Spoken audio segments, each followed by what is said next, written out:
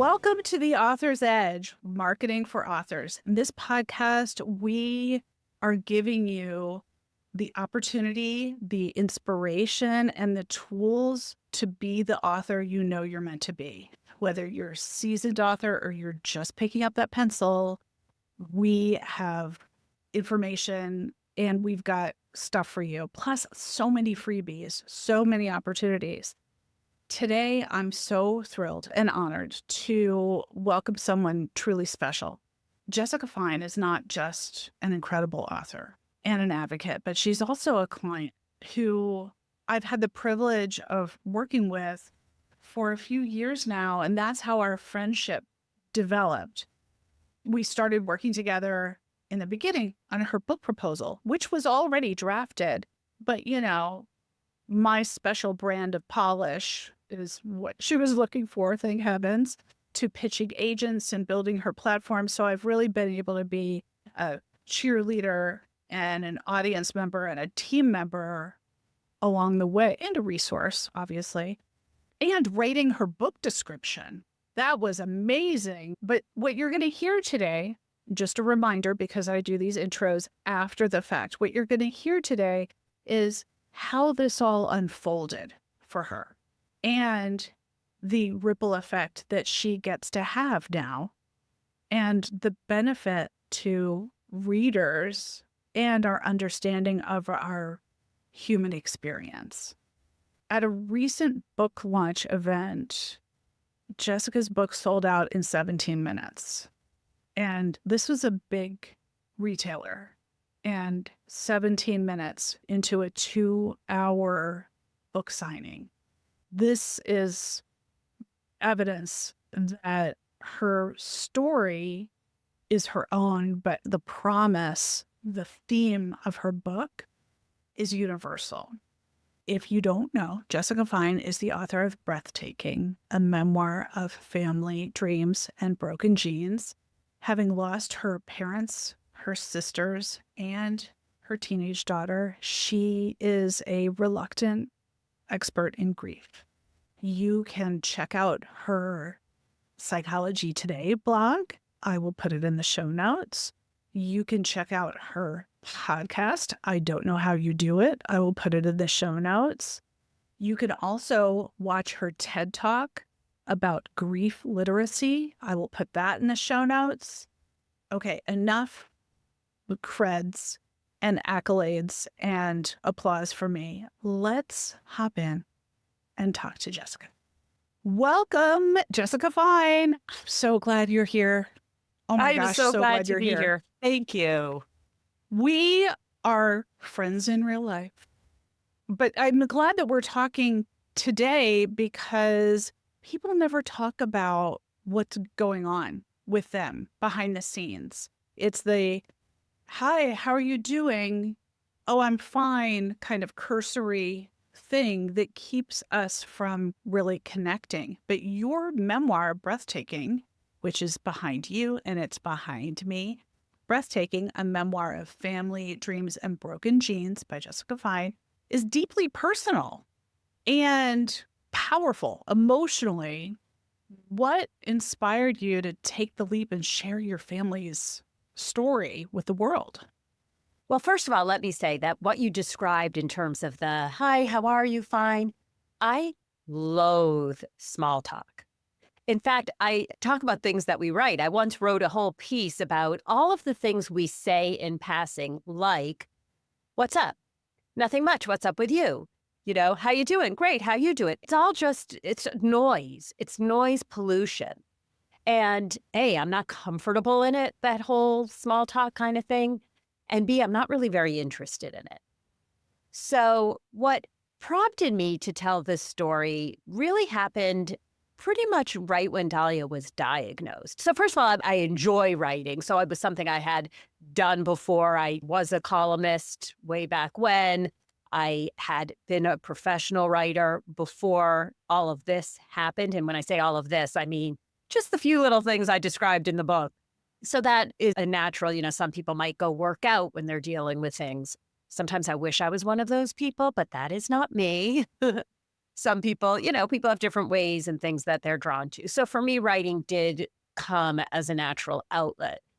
And the first article that I wrote, actually having to do with Dahlia, my daughter, was right after her diagnosis. And I actually kind of, in a moment of why not? I've got nothing to lose, sent it directly to Ariana Huffington. And she responded to me in 6 minutes. And next thing I know, it's on the front page, so we call it, of what was then Huffington Post. And it had a tremendous response. And that was very gratifying for me because I was dealing with something that was so heavy and life altering. And putting it out there into the world and seeing and feeling the response felt good to me. Right. Because your story is, and your message isn't, woe is me. This is heartbreaking and hopeful. Your perspective on the world is like, we're going to enjoy this sliver of a moment and know that the moments aren't promised. So can you talk about how you wove humor and lightness and how you continue to do that in such a personal, in what could have been a wrenching book to read without that sparkle, that Yes, and dazzle? sparkle is one of my favorite words. So thank you for putting that in there. Well, it's Dahlia's thing. It's Dahlia personified sparkle. But the whole thing that we're talking about being hopeful and instilling joy and not being morose in the most morose of circumstances is something that, as my life has become more complicated and more loss has been part of it, I have kind of paradoxically become more committed to finding and creating moments of joy and lightness and laughter and beauty. So first of all, just to put it out there, I have never been the one to cry on the bathroom floor. Like, I literally don't think I've ever in my life cried on the bathroom floor. So a book that was going to be about, and then the next day I was crying on the bathroom floor, and here I am still on the bathroom. Like, first of all, I don't have time to be on the bathroom floor, but second of all, that's just not who I am. And in fact, I worried a little bit when I first wrote this that editors or early readers would say, we don't feel your sorrow enough. We want to see you on the bathroom floor, right? And I think I even maybe said, had to address that in the book. Like, I'm not doing that. Now, that's not to say I wasn't then and am not now absolutely gutted and devastated. Nobody loses their child, their sisters, their parents, and isn't gutted and devastated. But because I intend to be gutted and devastated every single day for the rest of my life, I also have figured out or am working on and, feeling all the other things that their memories bring to me, the joy, the happiness, all that stuff. And really that began following Dahlia's model, all those years living with this insidious degenerative disease and still trying to, have a childhood. So in any event, the book, to your question, how do I weave those two things together? I think not deliberately, not, okay, now we need a breather, time to be funny. It's not that. It's just trying to really use my authentic voice. And I think throughout everything that my husband and I, my family have gone through, we've always kept humor as a part of it. I mean, God, there's stuff to laugh about, even in some pretty dark circumstances. Right. And Dark having circumstances. known you and early drafts of the manuscript, and even before when we met, which I'm so grateful for, and putting your proposal together and trying to position this as it's not all doom and gloom, because life has to be hopeful. Right. And also because, I don't know, I wouldn't want to pick up a book that was going to be all doom and gloom. Like, there's enough doom and gloom. It's more Right. interesting to me to see, how do we live in a world that has a decent amount of doom and gloom that is out of our control? How do we live in that world with these other things we're talking about, finding meaning, creating beauty, those things? That's more interesting. And that's the universal nature of it, right? I mean, nobody reading this book is going to have had a child with Dahlia's diagnosis. I mean, good God, there are only 6 people in the world with Dahlia's dual diagnosis. And I don't think those parents are my readers because that would be a pretty small readership, a Right. small audience. And they're as busy as you were Exactly. as So, well. I think that what was interesting and what was pretty apparent to me early on was that we were living through something that was utterly unique and utterly universal.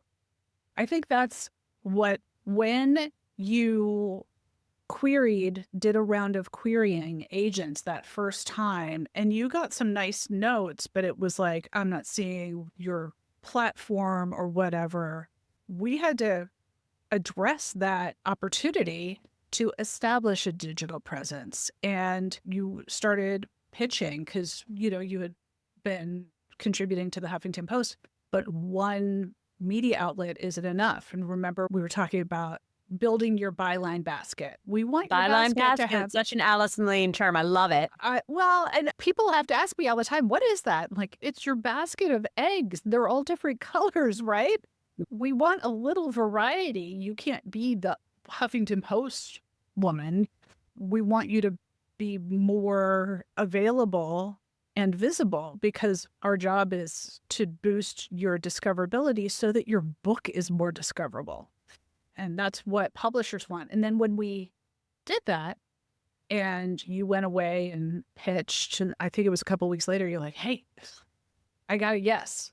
And I got another yes. I'm like, oh, it's on now. It's It on, is baby. on I mean, I now. think another thing that we did deal with is it was COVID. Yeah. And, at face value, there's no way to escape the fact that this is a tragic story, period.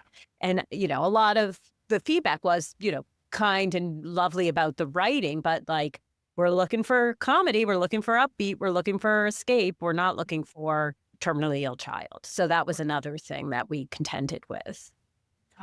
But when we went back out and you queried and you got that letter back from your now agent, Michelle Martin, can you talk about that a little? Yes, I can.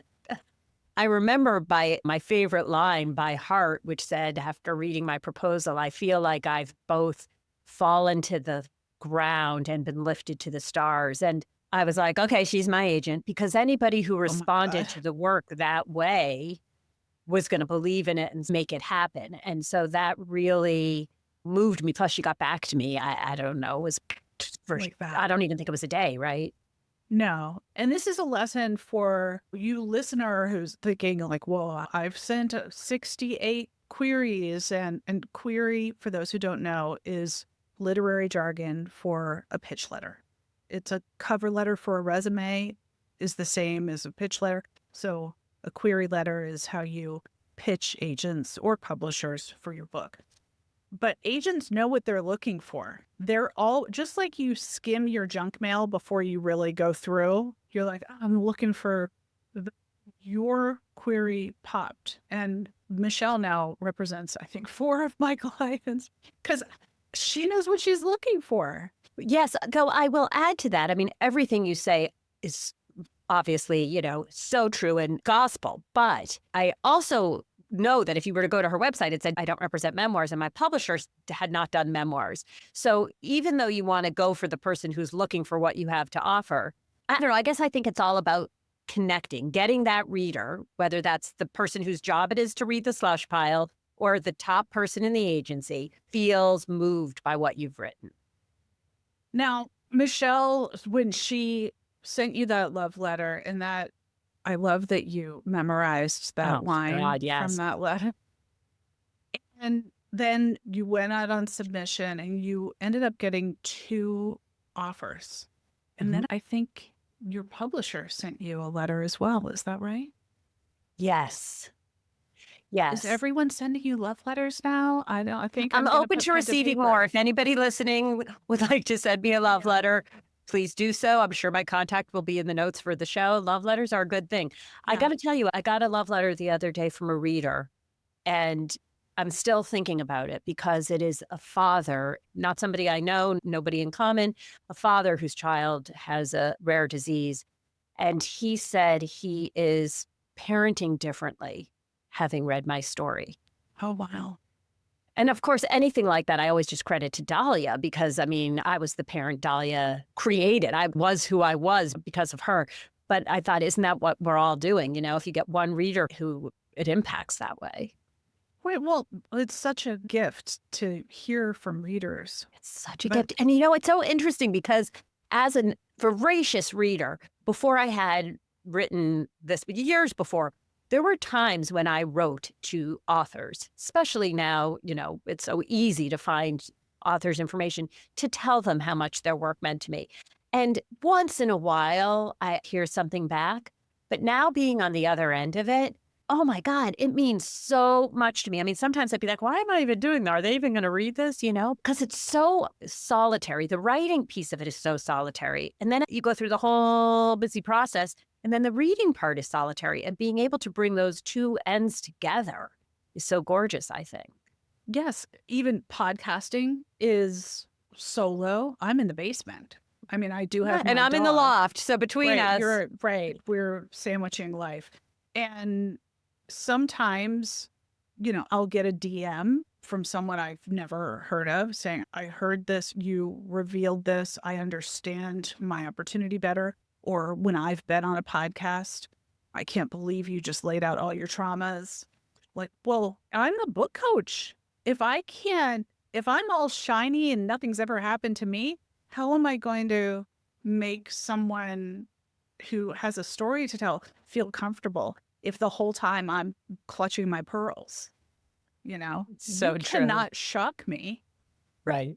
What happened to you didn't happen to me, but I have my own bag, although I look very shiny and unblemished. Listen, I was so grateful the first time you opened up in that way to me because that's where we can actually have a true connection, right? I mean, I'm Right. not really even comfortable around people who are just all shiny happy. Like, that's not interesting. It's so interesting, and I don't feel comfortable No. when people don't reveal what they're going through or if they haven't even addressed it. And also because we feel like, well, maybe they're silently judging, right? People who haven't gone through it. My sister was going through some personal challenges, would have been hers to share. So I'm not going to get into them here, but she loved meeting other parents who would talk about the challenges they were going through that might have tangentially related to hers. And like the bigger the challenge, the better. She was like, now we could be friends, right? Because you feel like sometimes other people who haven't gone through stuff are judgy. Right. And they have really nothing to contribute to you because people think they empathize, but they can't. I was It's just going to hard. say that it's sympathy versus empathy. Yeah. They really haven't stepped in that mess before. Right. And I like to own my mess. Yes, you do. It's all out here. But your narrative, the way you write, even that piece that you did that was about how you tried to be a runner, but then you decided to be a walker. Yeah. I was like, oh my God. First of all, I would never even try to be a runner because I pee a little bit every time I'd run. You know, thank you, both kids who were ginormous. And if you're a pelvic floor coach, please do not DM me. I'm not going to do any of those exercises.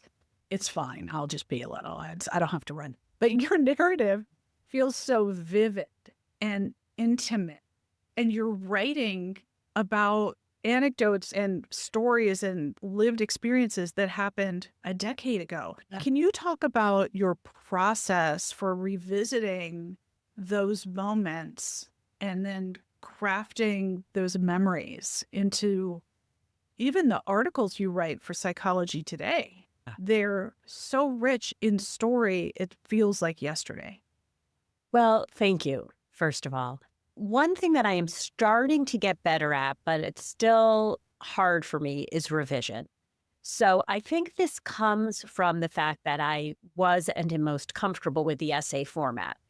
And that I write essays quickly and I try to kind of perfect each sentence or each paragraph before moving on. And with the book, it was so different. I really had to learn about getting that shitty first draft down, going back, going back, going back. So that's one thing, but that's not exactly your question, which was about the storytelling. But to answer the question, I like reading people's stories. I mean, that's how we're going to bring it to life, right? It's one thing if I say, I always thought it would be cool to be a runner. It's another thing if I say, there's something that feels so Cape Codish about putting on, my Lululemons and saying, I've just gone for a run or whatever. Just, I mean, look, it's the details and just imagining yourself back in that moment and feeling like, what do I want to convey here? And we know that story is the best way to draw the reader in. When you handed in your manuscript, I think you were in the short rows of like final nitty things before you handed it in to your publisher, which is Berman House Press.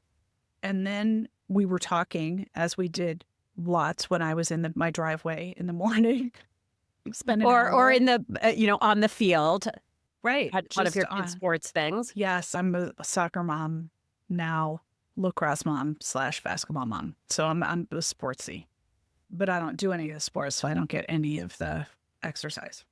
But you called and said, I think I'm going to start a podcast since I have some extra time. And I was thinking, what? What extra time? You're still working full time. Yeah, I mean, I was working full time during the entire writing of this book, to be clear. Not only was I working full time, but I was more than a full time, intense medical caregiver also. And I do strongly believe that the busiest people are the most productive. Right. And just to be clear, Dahlia was an eyes on. Tell me the exact terminology. Sure. From age 9 until she died 1 week after her 17th birthday, she was what's called an eyes-on patient. She had a tracheostomy, which for people who don't know is when you have a little hole in your neck and a tube, and that becomes your breathing mechanism. And that was attached through more tubing to a ventilator, and that's how she breathed. Now, in Dahlia's case, that meant she was eyes-on, which is my husband, myself, or a nurse trained specifically in her care needed to have our eyes on her 24/7. So to be clear, that's like, I'm not like, oh, okay, honey, I'm going to the bathroom. I'll be right back. No, 24/7, we are eyes on Dahlia on her machines. And it was living on the precipice. I mean, it was life and death, really that liminal space almost for 8 years. Wow.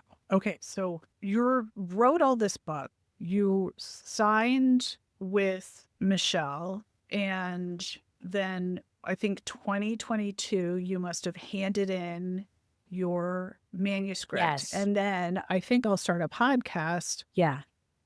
Where you hit on this nugget that people say to you all the time. And it came up while you were putting together the manuscript because it was so frustrating to hear, I don't know how you do it. I don't know how you do it. Literally, there was not a day that went by where somebody didn't say that to me. And it's just one of those things people say. And, I've said it too to other people, but there's no way for the person on the receiving end to respond to that. No way. Like, what choice do I have? Or you do it too, or it's not so bad, or it's worse than you think. Like, none of those mean anything, right? There's no way to respond. There just isn't. And yet we all have people we look at. There are people I look at where we're like, I don't know how they do that, right? And so I really wanted to have conversations. And that is the through line for my show, where every guest on my show is somebody who, for one reason or another, often hears, I don't know how you do it. But to your point, if I had handed in the manuscript and I was like, oh, what am I going to do now? Right? Because I love being engaged in an intense creative endeavor. And so I felt like this would be a great thing to be doing during that interminable process of the back and forth and the waiting that happens when you're in the traditionally published world, right? You hand in your manuscript and they're like, great, your book will be out in 18, 24 months. Right. And then it's crickets. And then it's crickets. And so I was like, oh my God. So, I mean, yes, I was pitching and placing and that kind of thing, but I wanted to try something new. And so I taught myself how to do the podcast. And I didn't realize I would love it as much as I did, because I love having conversations with people. And even the intricate audio editing and that kind of stuff was almost therapeutic for me at that time, because that was right after Dahlia died. I mean, for people who are listening, the book was agented and sold when Dahlia was still alive. This was never a book about, and it's not Dahlia's death. This is a book about Dahlia's life. And I did go in and put the epilogue in, but that was not part of the original manuscript. That hadn't happened. And so then I suddenly, had some time. And that's when I decided to do the podcast. But I loved all the different pieces involved. I had been for 26 years and heading up a brand and content team in a marketing department for a huge global organization. So this allowed me to use some of those skills and to do the conversations. And plus, I always wanted to, be Oprah. So this gave me an opportunity. Really, when I was young, I wanted to be Diane Sawyer. My family used to get together. We'd watch 60 Minutes every night with Chinese food. I wanted to be Diane Sawyer when I grew up. I still do. Wow. Who would? Yeah. So how has hosting shaped your understanding of resilience and grace? There's a lot of it out there, I will say that. Now, obviously, it's a self-selected group of people who come on the show, right? The people who are spending their whole lives on the bathroom floor are not my guests. But I have definitely been able to synthesize certain themes that allow people to thrive in what might seem to be unimaginable circumstances, right? And so that's what's so interesting to me. I think I now have interviewed 90 people. And when we look at what do they have in common, even though their stories are all so different, there are definitely themes that have emerged. And I will say not all of my guests have been through huge trauma. Some of them have just chosen really unconventional paths. That's interesting too when you think about resilience, to take your life in a direction that's so different from the quote unquote norm. So, number one is connections, community. Over and over and over again, people say that in different ways, but that's what it boils down to. It's amazing the power of community. But there are so many other threads that have come up, and that's probably a whole other show. No. This is so important because the authors and the aspiring authors that are out there, they are in freeze mode. Mhm. They feel alone. And I know you listening in your car or while you're folding laundry, which I also do, you're not idling. You want to move forward, but you don't feel like you feel pulled, but you also feel like, what are you going to say to person next door who says, oh, I didn't know you do that. But what you internalize is, who are you to do that? That's different, right? Right. So we're speaking to the person who feels frozen and like they've been stunned into inaction. And they want to know, I want to expand too. I want to do the big thing too. I want to write about my trauma or my joy or my experience.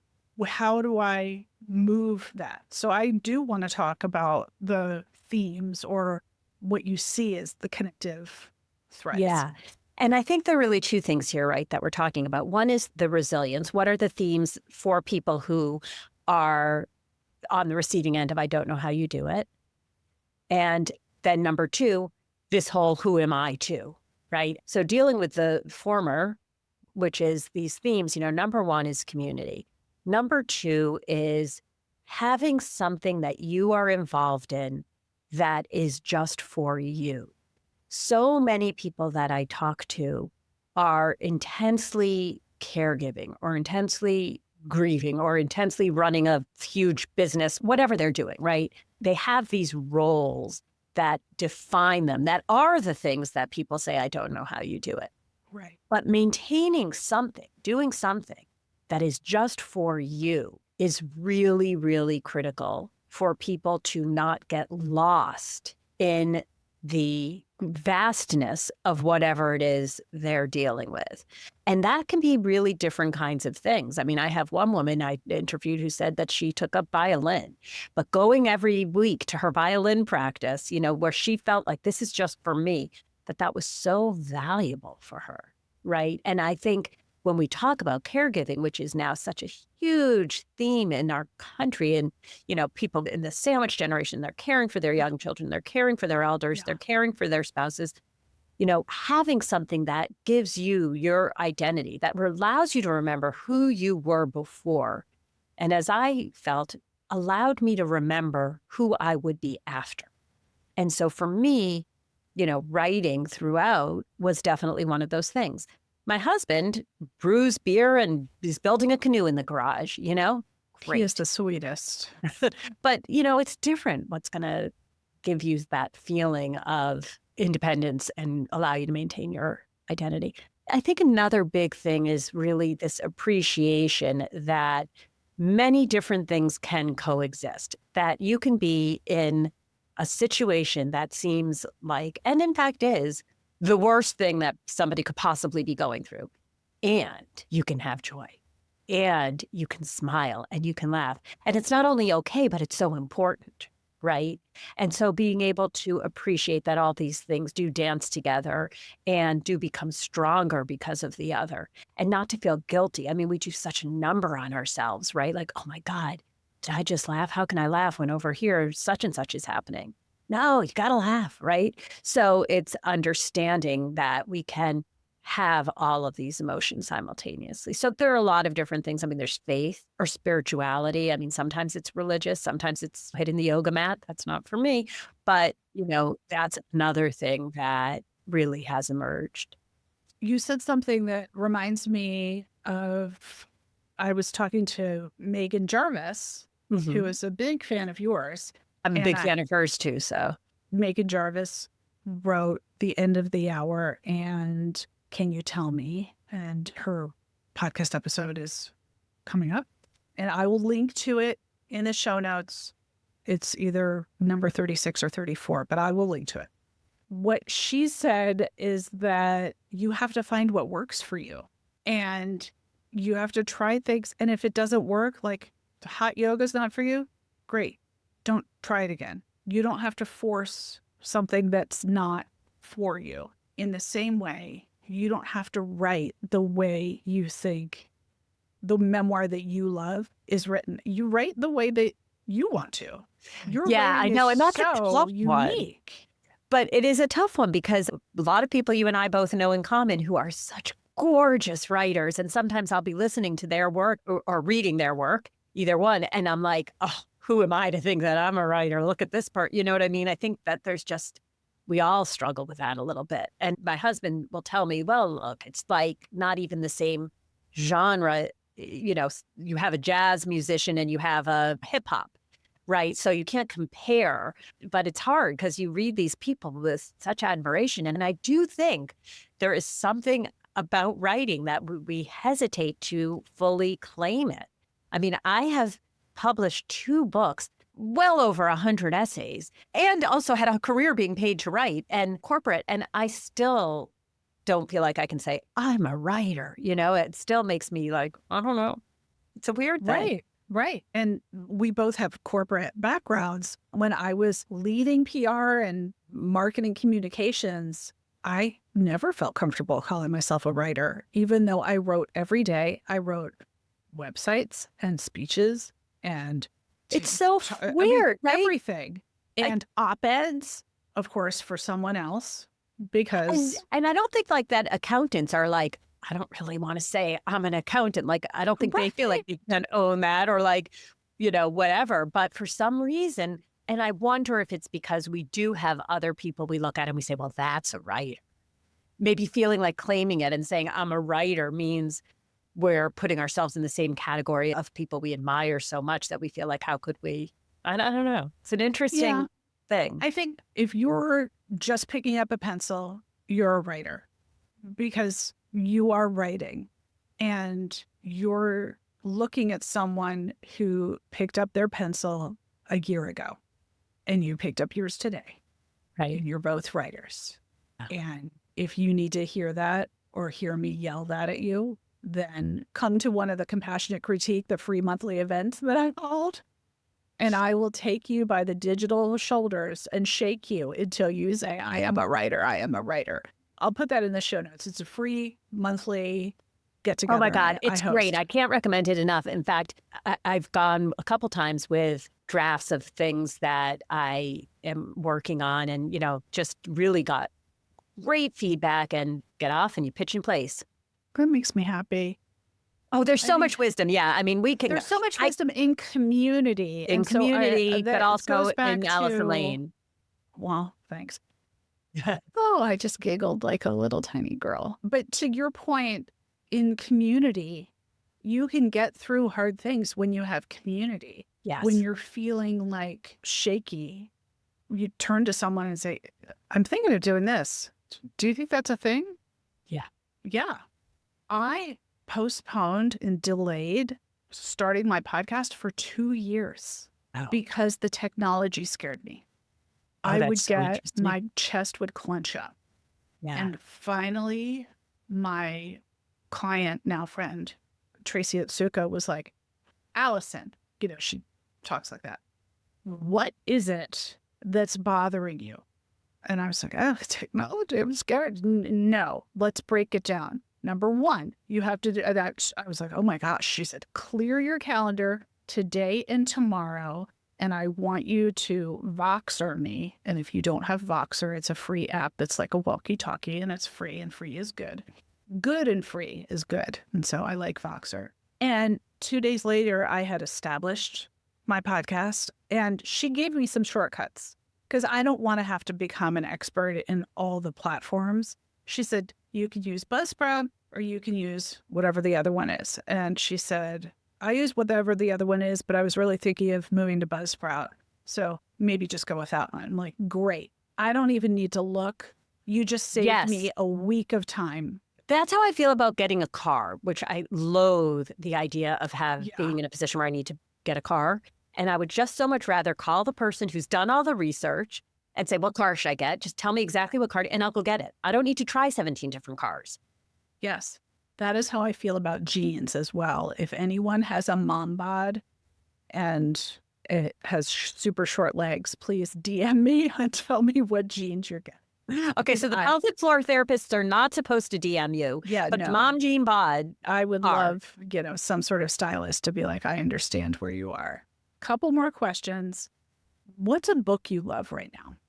Oh my God, The Wedding People. I love this so much. What are we here? We're on the beginning of January. I've read 3 books this month, but I loved The Wedding People. I just got back from Guatemala and I read it on the plane and it's just fun. I really, really loved that book. I'm reading also right now the sequel, which is the follow-up, of course, to the plot. So if anybody, a lot of people have read the plot, the sequel, it's always fun to have a sequel to the book that you enjoyed. And then I read, Gila Pfeffer's book because she is on my podcast. And Gila Pfeffer's book, which I just finished because she's going to be on my podcast, called Nearly Departed. And that was a great read too. So those are my 3 books for the first 9 days of January. But I got to tell you, I love The Wedding People. Awesome. We will include all of those in the show notes. And shout out to Gila because I love her too. Now, before we call this podcast complete, what's one thing that you want to leave people with? I want to get back to this idea that we were talking about, we touched on, of who am I? And what I want to leave people with is, there's another way of saying that, which is, why me? And this is something that I feel very strongly about because a lot of people who have been through terrible things say, why me? I don't. Because it's not something that I don't think that the world is meant to be fair. I don't need to look very far, on the internet outside my window to understand life isn't fair. I don't say why me. But the corollary for that, the corollary for that is when we look at the other end of the spectrum of fabulous things happening, I don't say why me either. And I think so many of us question, why me? Who am I to think that I should be able to get a book deal? Who am I to think, well, who are you not to? Just like, who are you not to have the shitty things happen, right? And so I think this idea of why me? No, why not you? Why not you? Right? And so I would leave people with that. And I literally just told my kid this yesterday. I forget what it was. We're in the college application mode. And there was something about a specific college. And I said, look, there's only one way you're guaranteed not to get in. The only way you are guaranteed not to get in is if you don't apply. So there's a small chance that you're going to get the agent of your dreams or the publisher. Who cares? The only way you're guaranteed not to is if you don't try. Why you? Why not you? Right. That's fabulous. I want to say something on top of that because everything that you've done, not achieved, the book is, yes, it's a moment, but you didn't have this master plan when you started writing. And what we see today when people meet you is they see author, columnist, you have a Psychology Today blog, you're contributing essays and pieces everywhere. You're being asked to be a speaker. They see you as you are today. But why not you? And why not just assume a yes? The book is not the end. It's a now what?